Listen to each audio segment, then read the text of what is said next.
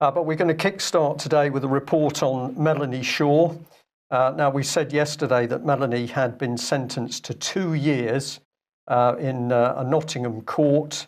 She was not present. She was on video link. The case was not made public, available to the public. So essentially a secret court, and she gets a 2-year sentence, but we didn't know what. Now, we've made a report on the UK column. That was really to try and bring people up to speed with the information that we had yesterday. So if you want to read that, it's still well. And in fact, valid. I just want to say thanks to everybody that has shared that already on Facebook. Please keep sharing it. We want to give Melanie as much exposure as possible. This is absolutely right, because we think that Melanie is in a very dangerous position at the moment. And this is the reason why we now have learnt that she's to appear in Derby Court on the 25th February 2017 to face charges of alleged assault against HM Prison Foston Hall staff. Now, what is so dangerous about this is we know from Melanie's communications with us, she was talking about being bullied, harassed, stripped naked, riot squads from the prison, males coming into her cell, threatening her. She's been kept in solitary confinement for 9 months. She's been denied medication. She's been brutalised. And now we're to understand that against all of that, if Melanie has reacted in any way, she's now being charged with assault.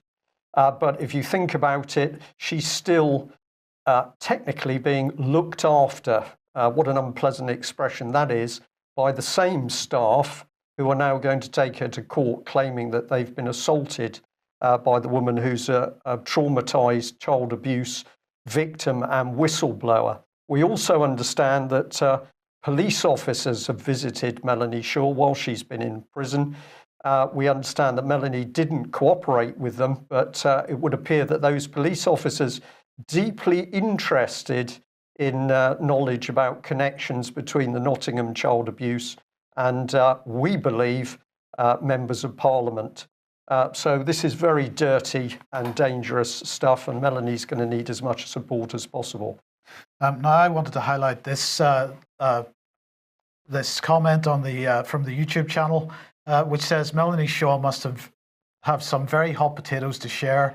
It's a crying shame that somebody didn't record a full account of all she knows, especially Beechwood apparent brothel subscriber names, before the associates of the same got hold of her. And I just thought, Brian, it was worth mentioning. Of course, that is not the case. There is a full account available.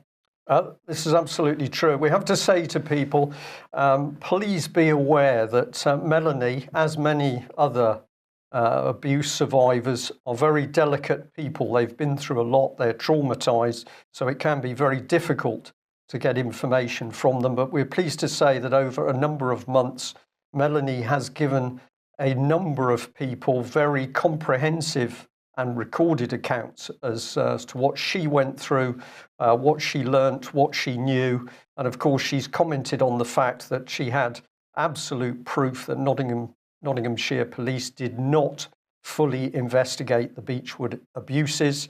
That was a web of lies and a cover-up. But we are delighted to say that the testimony from Melanie does exist. However, how that is used requires great care. So if you can, stay with us on that, and we will release more information about that in due course. Now, somebody's already anticipated us by saying that basically, where is Melanie Shaw's MP? Well, Melanie Shaw's MP is the Labour MP, Chris Leslie. This is, I believe, a very unpleasant photograph, because this is Chris Leslie prepared to have a glad hand bonhomie photograph with Melanie when she was out of prison. Melanie, of course, worked for Chris Leslie as part of his PA staff, so he knows her extremely well. But this despicable man has done absolutely nothing for Melanie whilst she has been in prison, and indeed he's done nothing to support her story of abuse or to give her help. Now, somebody made a very, very good suggestion to us. We know that Melanie has had letters sent to her blocked by the prison or stolen, and the contents of letters and packages sent to her in HMP Foston Hall blocked or stolen. And the suggestion was made that anyone writing to Melanie at the prison should send that letter to her MP so that he can appreciate the scale of public interest, but he can also be made responsible for seeing that letters from the public actually reach Melanie within the prison system. But words almost fail me on this case that we have our Prime Minister, Theresa May, says she abhors child abuse, but what has she done as Home Secretary, in her time as Home Secretary?